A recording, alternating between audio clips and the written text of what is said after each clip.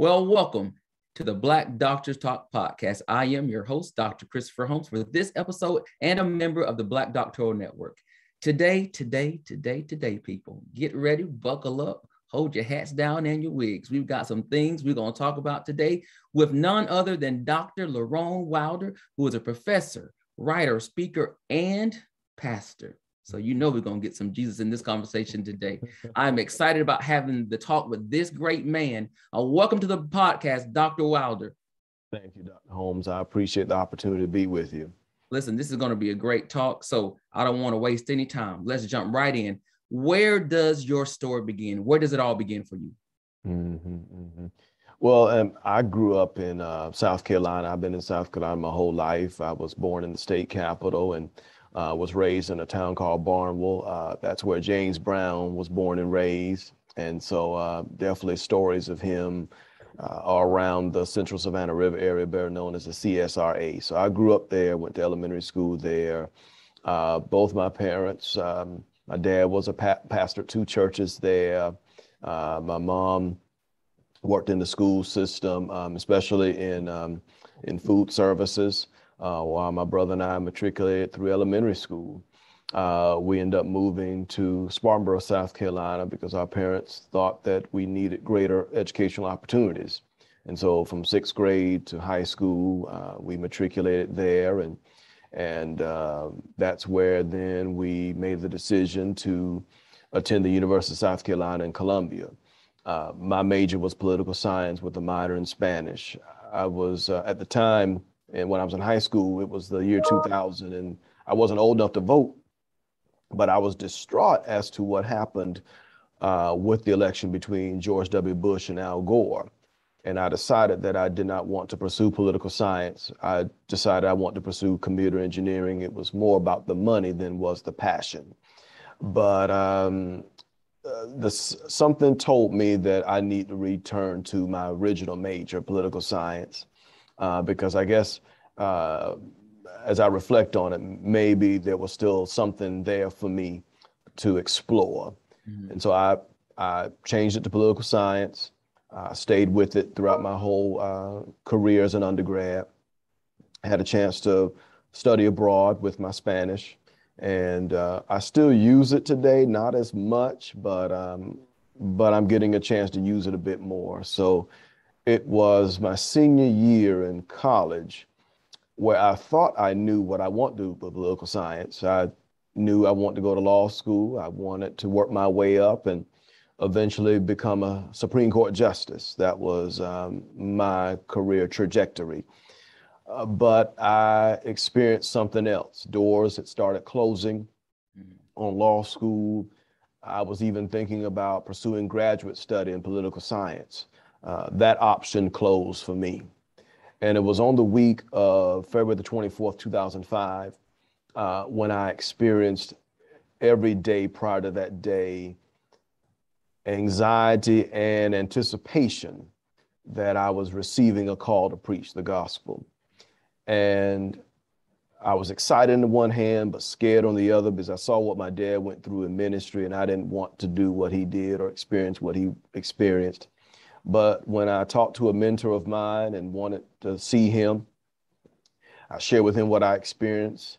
I saw that God confirmed through him that God had called me for something greater. And I tell people when I share my call story, I experienced cloud 10. I know when we say we're happy or very joyful, we say we're on cloud 9. I was on cloud 10 because I never experienced a type of joy and peace in my life. And when I accepted that call, I was able to sleep well that night. And so then in response to my call, I ended up applying to seminary, and I matriculated to the Interdenominational Theological Center in Atlanta and graduated from there in 2010. And then took a break for a while. I worked in education for Brown Mackie College in Greenville, South Carolina. It was newly opened. And that was then I was exploring, well, what did God want me to do with this call? Mm-hmm. So I didn't know what that looked like yet. I didn't know if it was pastoring a church. I didn't know if teaching was part of that. I didn't know what it looked like. And when I pursued ordination process in a Methodist church, it became slow, and I experienced a delay. And so I was told that I need to pay attention to see what God was telling me at that moment. And so I made up in my mind that, okay, God, wherever you would send me, I will go. And so I finished seminary, moved back to South Carolina, taught for a while, ended up pastoring a church, was ordained, served in a Baptist church for almost 2 years, got married. When I got married, I had started a PhD program at Union Institute University where I concentrated in ethical and creative leadership. And at first, I wasn't sure about the MLK specialization. Mm-hmm. I wasn't sure what to do with it. I saw how meaningful it would be, but it wasn't until the facilitator of it had asked me, Lerone, I've been missing you at some of our meetings. I want to find out if you're interested in the program. I said, I do have an interest. I'll check it out, but I'm not sure how to connect with my dissertation interests. And so I talked to one of the speakers there, and it was from his conversation that I decided that I would pursue an MLK specialization along with ethical and creative leadership.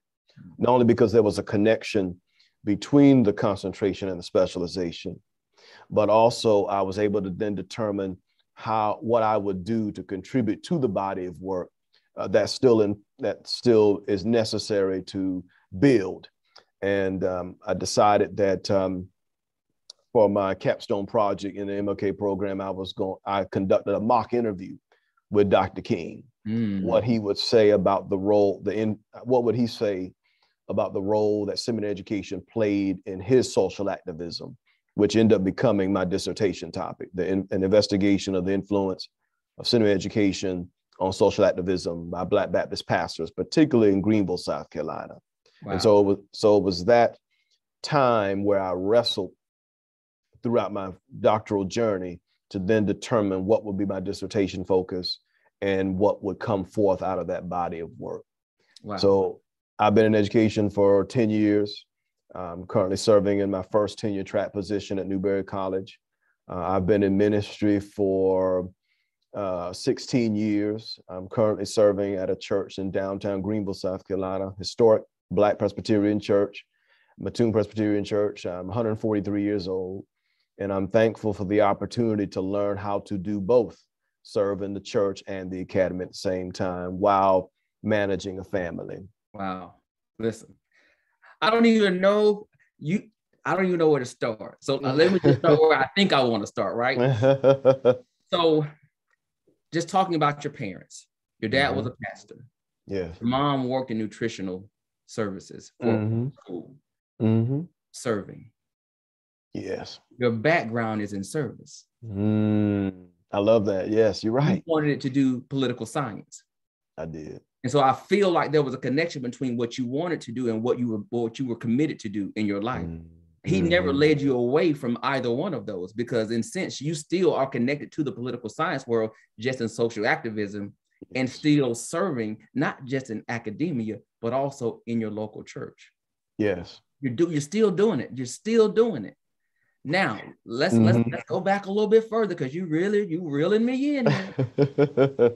So you said there was a point where every door seemed to be closing. Yeah. And you felt like you were receiving a call. So my first question is, did you hear that call before that actual date? Did you know there was something inside of you that was maybe leading you to ministry, but you were avoiding it because you had other aspirations?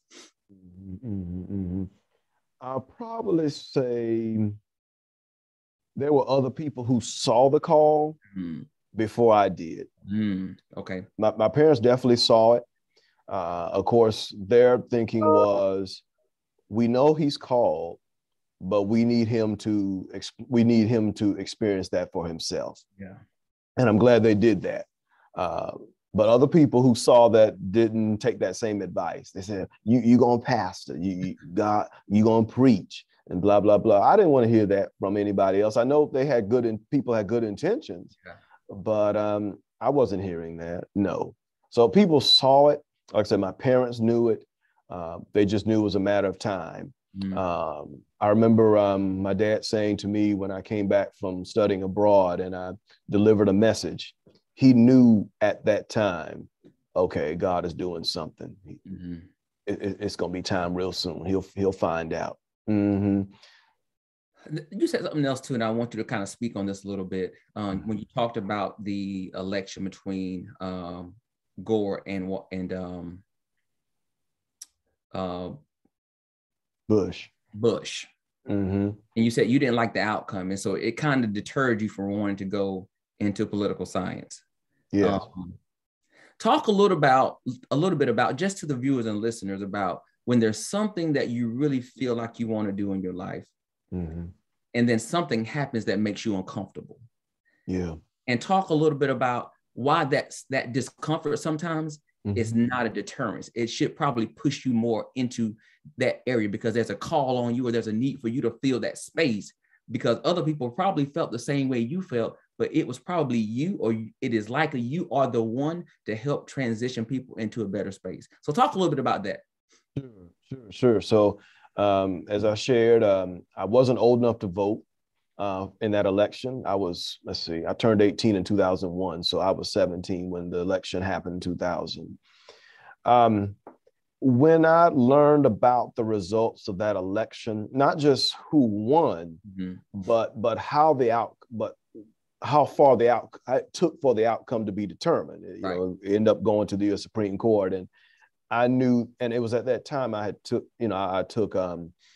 AP Government and Politics. So of course I was interested in the material, and I followed the election closely. And I knew that our class was divided along political lines quite a bit. So I knew that whenever I would go to the classroom the next day after the election, I knew I would hear from the supporters of one candidate and another. So what it did for me at that moment, I felt powerless because one, I didn't have the opportunity to express my frustration or express my view by voting. So because I didn't vote, I wasn't old enough to vote, but was passionate enough in wanting to vote and not being old enough and experiencing frustration, I did not know what to do with that. So the only thing I could do with it was change my major and not have anything to do with politics whatsoever. I had followed politics since my dad brought home a ruler from work and George H.W. Bush was president. So it was there where I had my interest in politics at the time. But then it was at that moment, to me, the unfairness of what happened in that election caused me to say, you know what, I don't know what else to do anymore. I'm just going to change my major. I'm just going to follow the money, do something that's going to take care of me materially, but delay my passion for another time. I'm sure it would come shortly.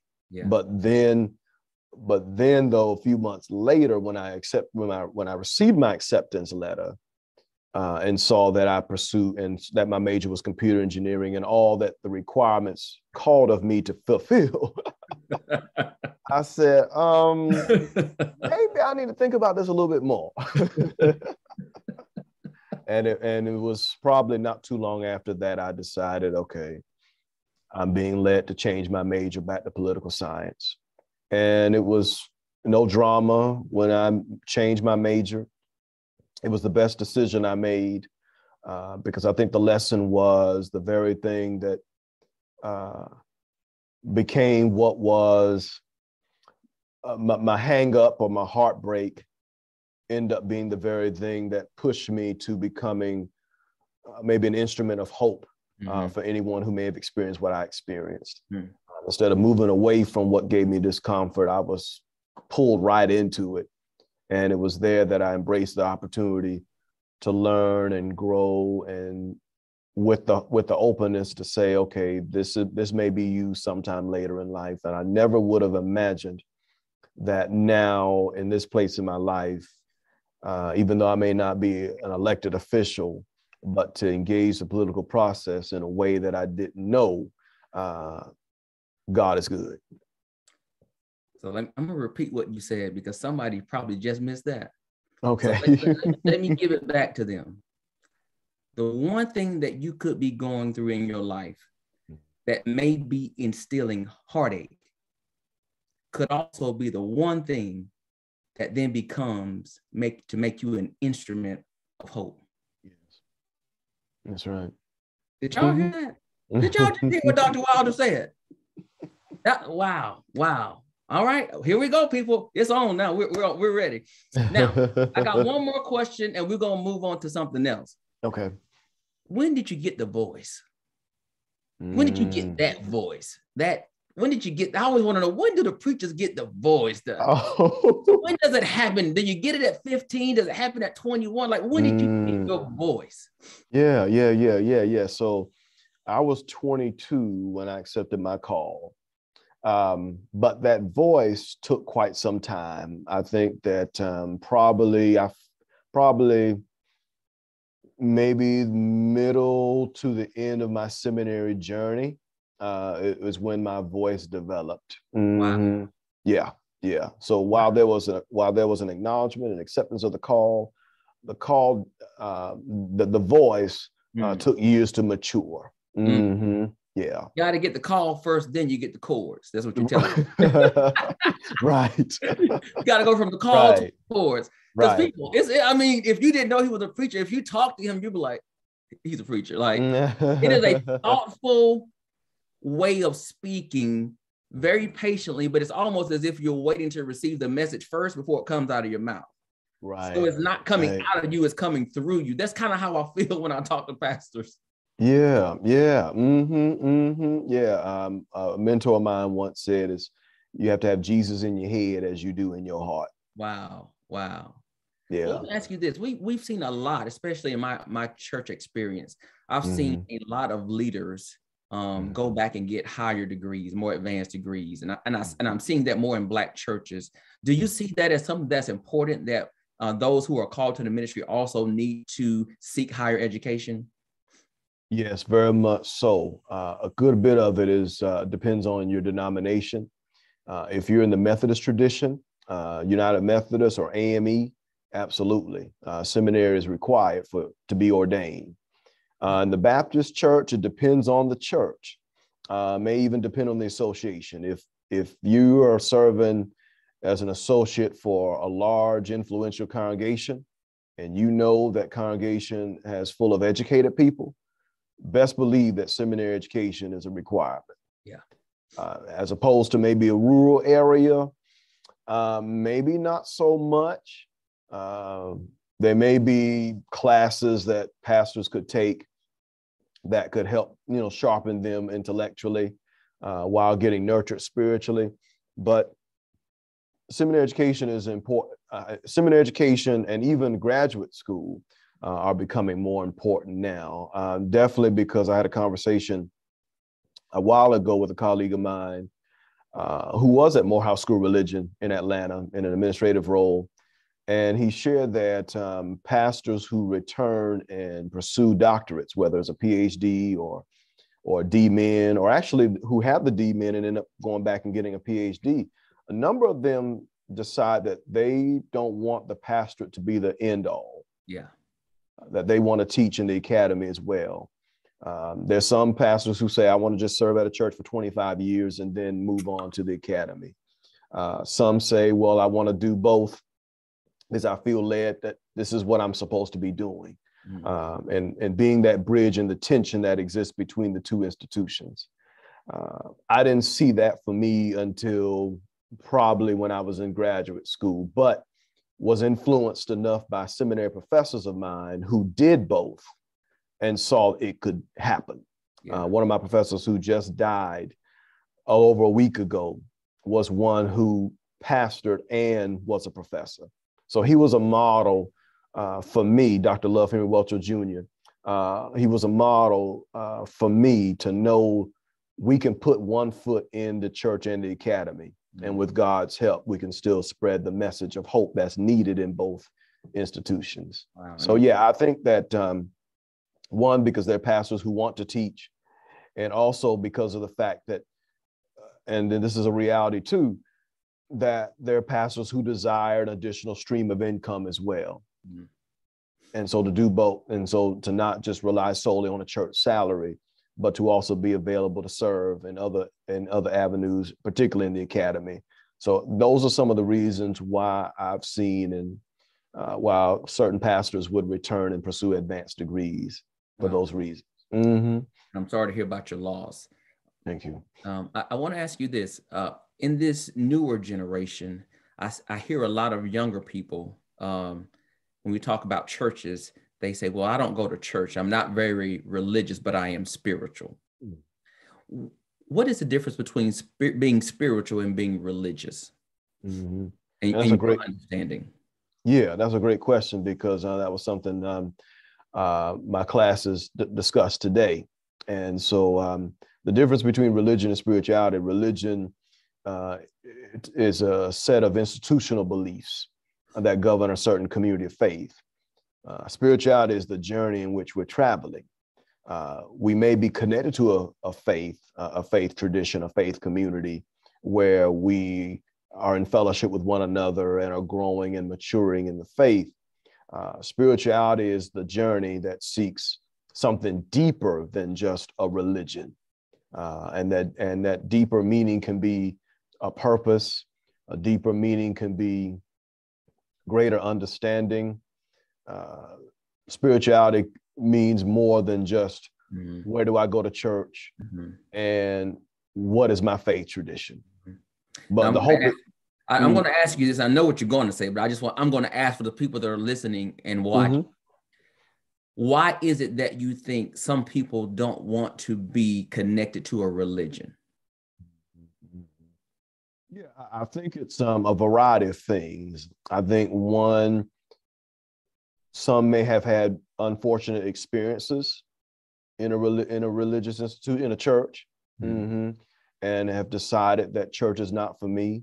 When I go to church, I may experience shame and dishonor, and that's not where I feel most comfortable. So I'm gonna just decide that it's just gonna be me, myself, and I in this spiritual journey. That's one reason. Two, it can also be because a number of young people don't see church as relevant as much anymore. I wrote an article along with my co-author that came out earlier this year, wrestling with the tension and the opportunities between Black Lives Matter and the Black church. Dr. Leah Gunning Francis, who is a professor, wrote a book called, and I don't want to misquote her book, but she wrote a book years ago that when she was at Eden Theological Seminary in St. Louis, she wrote a book in response to what was happening. Ferguson and Faith. And so her book, of course, shared some of the stories that younger people who were involved in Black Lives Matter had with the church, and some of the things that some of the clergy experienced with Black Lives Matter activists. And what they learned, and from what some of the stories revealed, was the traditional understanding of hierarchical leadership is not popular among young activists. That younger activists tend to gravitate to Ella Baker's group-centered leadership model, as opposed to top-down leadership model that Dr. King and the Black church tradition followed. And so because the younger people saw that each of them are an empowered part, and I think the comparison was, and I think the metaphor of a group-centered leadership reminded you of, I believe, a spider, I believe it was. Each leg has a part to play toward the body. And so then, as opposed to what happens if the head is cut off, well, everyone has a part to play to keep the head going. Yeah.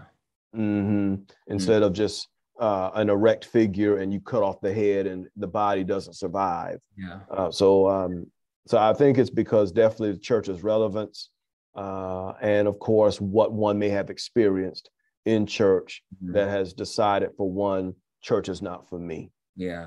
You know, one of the things I think about when I think about churches is when I started teaching, we focused a lot on literacy.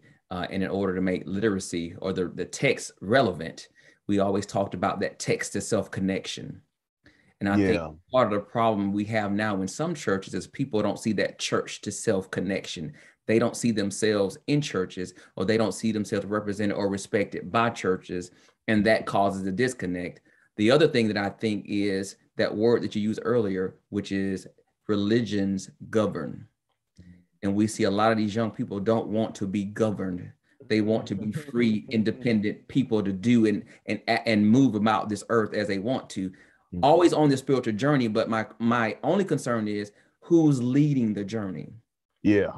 Yeah, because you have to have a facilitator. Exactly. The way I conduct my classes, yes, I'm the professor. At the same time, it is also, I also encourage students providing leadership in our space. It's a student-centered classroom.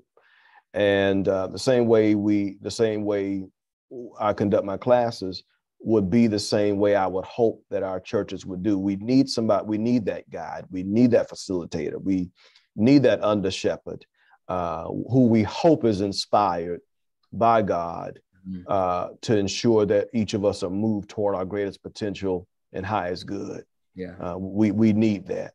Mm-hmm. Now, I know we talked a little bit, you just touched on a little bit of Martin Luther King, and I want to kind of dive a little bit deeper into his work, since I know that you have some expertise in that area. What do you think is the most underrated thought that surrounds Dr. King's work? Mm-hmm. Mm-hmm. That's an excellent question. As I reflect on it briefly, I think that, and I think about what unfortunately happens on the weekend of the third Monday in January. The media always shows us, I have a dream. Yeah. And one of my colleagues here, who was a history professor here, had shown me a cartoon and how white people see Dr. King. That Dr. King was sleeping one night and, he woke up, I have a dream that one day my 4 children will be judged by the content of their character, not by the color of their skin, and not play the race card. Yeah. And that inscription was on his tombstone. So I would say that Dr. King that the speech, while I have a dream, is important, and especially beyond the clip that we see, because there's some things that he says in the speech that we don't get to hear in the public eye. And I encourage us to read that. But I think that what's underrated about King was the fact that I think if I had to choose a speech, for example, I think what would be his time to break silence speech, and when he protested the war in Vietnam. Yeah. The date that he gave that speech, April 4th, 1967, exactly 1 year he was killed, April 4th, 1968. It was after he gave the speech at the Riverside Church in New York where his popularity sunk. He lost friends, he lost allies, definitely an ally in President Lyndon Johnson. Yeah. He sunk into depression enough that he was ready to leave the world because there was nothing else left for him. His marriage was also challenged as well. And of course, when J. Edgar Hoover was FBI director, of course, he had it in for King. Okay, you need to just go ahead and kill yourself. So King sunk into a depression. Even his friendship with Jackie Robinson, that came to an end because of his speech. And so Dr. Welcher once said that King's assassination was his salvation because of all that he carried with him and the depression that he experienced after he gave the speech at Riverside Church and then the time of his death. So I would say to me, and there's a lot we could say, but I would say the most underrated understanding of Dr. King was definitely he was someone who was bigger than this speech. Yeah. And then it revealed his humanity, Because I like what you're saying.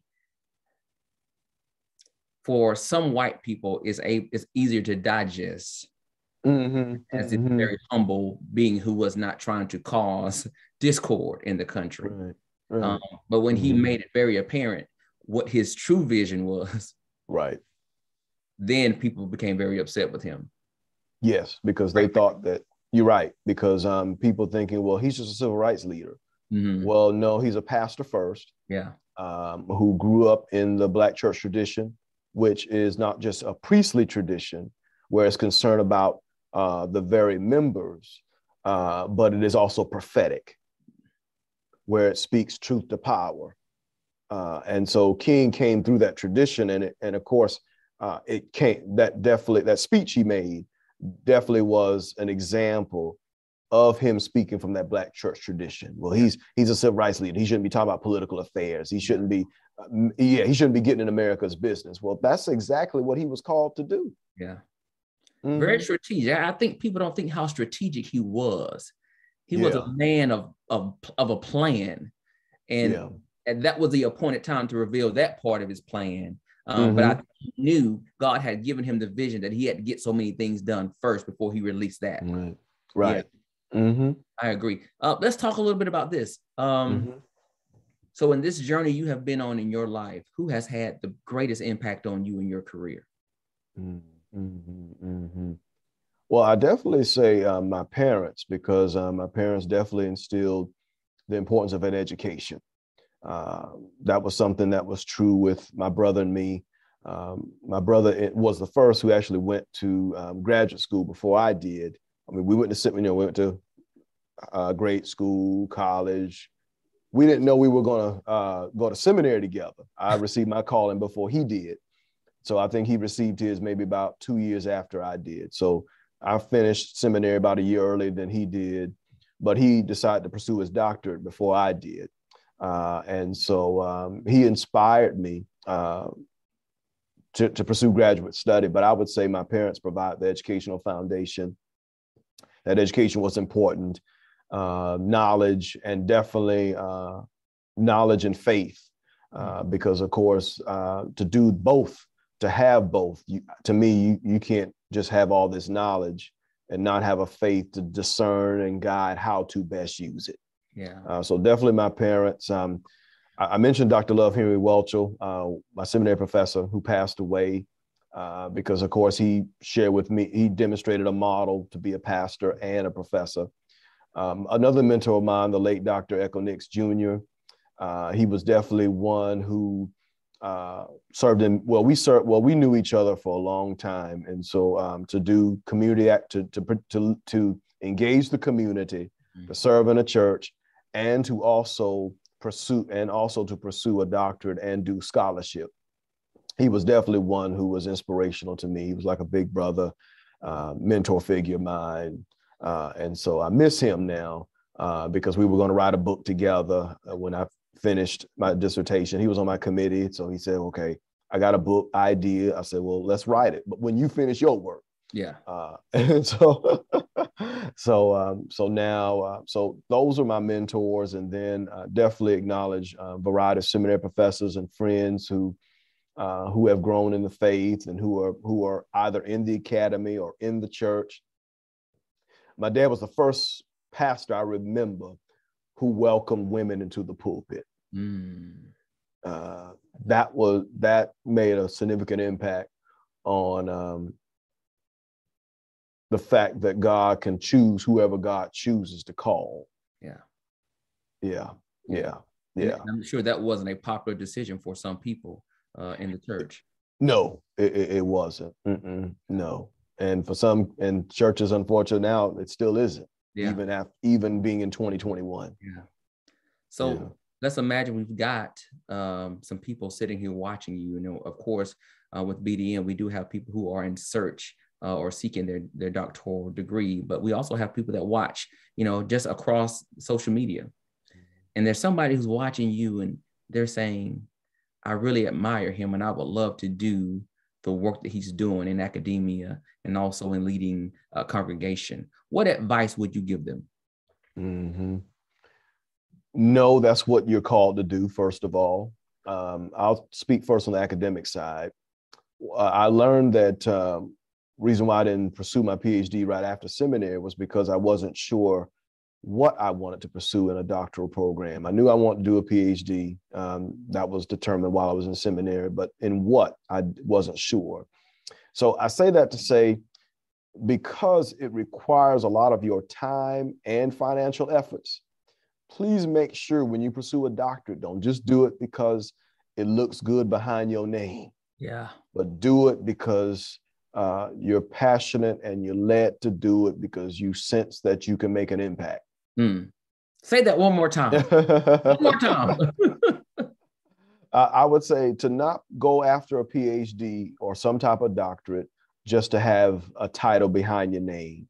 Do it because you are passionate and you feel led to do something that will make a meaningful impact in the world around you. It's not about the name, people. It's not about the name. It's about the difference you're going to make. Right. Because what's a name with no power? Exactly. And I believe in much is given, much is required. Yeah. So for somebody to have a PhD, I share with my students often, I said, I have a huge responsibility to ensure that what they receive will help them in what they're doing in the world, because I have a lot of, I've had and still have some first generation students, and they have parents, siblings, people in their community, their village, who are going to be looking to them as models. And so it is important that in whatever we do, especially if we're going to pursue a PhD or a doctorate, make sure you're clear as to the passion that you're going to pursue. Yeah. As far as doing both and the church, I would say the same thing. Because one of the things I find is not every church can support a pastor who does both. Yeah. And so that requires prayer and discernment and time. I mean, I'm thankful for the church I serve now that allows me to do what I do, because then it pours into them what they need to help them be empowered in their work as well. Yeah. He's dropping nuggets, people. I mean, these are free. We're not even charging y'all for these things. So just pick them up and put them in your pocket. That's all I can tell you. So you wear a lot of hats, right? You're professor, writer, speaker, pastor, husband, father. How do you take care of Dr. Wilder? Great question. I have a 55-minute drive from my home to Newberry College. I spend a lot of quiet time with God, and that's very important to me. I used to have that before the kids. There were times I had it, but they're up early in the morning, so I don't get that time. The only time I get is in the morning, just say, thank you, Lord. And then when I drop them off to daycare, and then when I go on the road, that's where I can just turn off the music, just be at one with God. So whatever comes in that moment, I'm thankful for that opportunity to be vulnerable. So having quiet time is important. I exercise. I learned that one of the benefits that our institution offers at a discounted rate is to join the local gym. So I strive to go there once a week, but then but the gym where I go when I'm at home, I strive to go there at least twice a week. So exercise is important to me. Learning how to eat well, that's been a journey as well. Paying attention particularly to foods that will enhance my energy, will help with my memory, and also foods that will definitely, hopefully, enhance the quality of my life. So being mindful of my food choices are important. I cheat every once in a while, sure. That's okay. No judgment here. Right. But outside of that, exercise, eating well, time for prayer, quiet time, meditation. Then, of course, I get family time. So when I come home, the boys are eating dinner. My wife cooks the dinner. So we're catching up on each other's day. We're playing with the boys. They eventually go to bed soon. They have an early bedtime. And then my wife and I have time to spend with each other. So it had to be intentional from the beginning, what mattered the most. And so that's something that I had to make up in my mind. I think when I moved back to Greenville after I finished seminary and my day started at 6 o'clock every morning, that's when I had to learn, okay, it's time to ensure that you put to work time management, self-care. Yeah. And then, of course, I can't forget to share this, and I share this with my congregation: time away, vacation time. Yeah. Very. Yeah. Yeah, because one, I had not experienced a pandemic before, and definitely not being able, not definitely preaching every Sunday during a pandemic, where we couldn't have other pastors and ministers to come and preach when I'm not there. So now that's something I do, and I'm glad to do it during a pandemic, because I knew there were moments where I was tired and I just couldn't give of myself anymore, and I needed to refresh and retreat. So yes, knowing when to rest. And I remember what was told to me before about that was, if people don't do it, if you don't do that for yourself, don't expect people to do that for you. Yeah. You need to know when you need to step away. Yeah, make yourself a priority, people. Yeah, you do. Yeah. Mm-hmm. So what's next for you? I mean, we have a lot going on. So where do you see yourself, in the near future? Yeah. Well, definitely to be tenured. That's important. To be a tenured professor, absolutely. Continuing to do both, continuing to engage the church and the academy. Now, what that looks like, whether that means staying where I am, only God can say. But definitely being faithful to both. One of the things for which I'm thankful in my current position is, while scholarship is important, that's not the major. Publishing is not going to publishing enough is not going to perish my academic career where I am. Awesome. So I still want to continue my scholarship, continue to serve, and continue to educate and empower generations of students, allow them to empower me in what I do. Definitely, I would like one day to hopefully serve in some type of think tank, whether it's to influence policy in some way, because there's still that part of me that still wants to be in some type of position to influence policy. Yeah. So yeah, what that looks like, I'm not sure yet, but I know years ago that was one of my goals, to eventually serve in that position. Now, would I serve in my church for 20, 25 years? Again, only God can lead me to doing that, but to still impact those, the academy and the church, to impact the greater world in which we live. Yeah. I'm definitely thankful. I tell people we can pursue careers that can definitely pay us very well. At the same time, though, that may not exactly allow us to work in our passion. Yeah. And so I'm thankful to be in a position to do both. Again, I never would have thought that God would place me where I am, because when God called me, I said yes, but I did not know how that would live out. And so to be in this place now, I'm definitely thankful. I would just want to continue to nurture myself and them and make a meaningful impact. Wow. Well, it's individuals like you that we are so thankful that we have connected to the Black Talk Doctoral Network. Your work, your energy, your passion, your commitment are all the things we value in our members. You bring so much, not just to the community, but also to the work that we believe in. How do you hope that your relationship with the Black Doctoral Network will enhance your career? Yes, definitely. I joined the Black Doctoral Network when I was a doctoral learner. And one of the valuable opportunities I've had was to present my dissertation when it was in its early stages, and to receive meaningful feedback as a result. That is valuable. So I say definitely to take advantage of every opportunity that Black Doctor Network has to offer. Workshops, meeting people who are already doing what we aspire to do, and seek mentoring relationships. That's important. Also, I mean, one workshop I remember learning very well was the difference between being an adjunct and being a tenured track, and there was a reference to being a field slave and a house slave. Woo.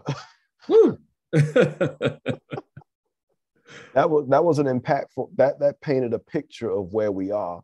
At the same time, though, what it did was it still provided a space for us to engage challenges and opportunities that we may experience or have experienced, and learn from those stories and become empowered. Yeah. So how Black Doctor Network will help enhance my career, it will do so by keeping me connected and keeping me humble.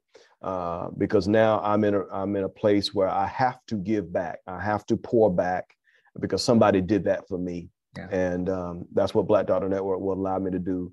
And I'm definitely thankful to be a part of this wonderful organization.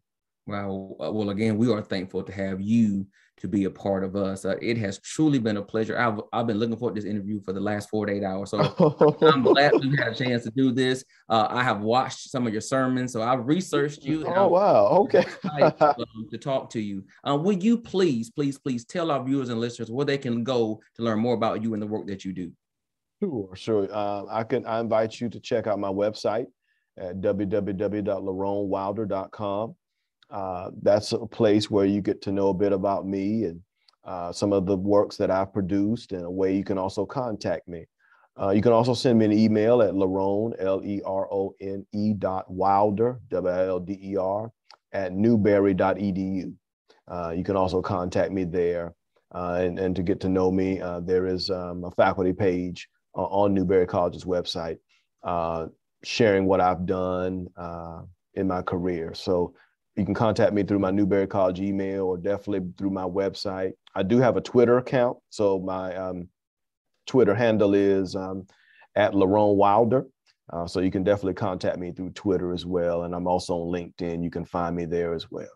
So listen, people, go and follow him, check him out, get connected with him if you need him. I mean, if you want to go to Newberry and be one of his students, there you go. You know, we want to go ahead and drive up to Greenville, South Carolina. Just whatever you need to do, connect with Dr. Wilder. I promise you, the man will change your life. And then while you're doing all that, stay connected to the Black Doctoral Network as well. Follow us on all of our social media channels.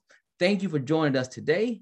This has been a pleasurable, if nothing else, conversation with Dr. Lerone Wilder. We hope you will join us again next time. But for now, please like, share, subscribe, and don't forget to tell a friend. Until next time, guys, you guys be blessed.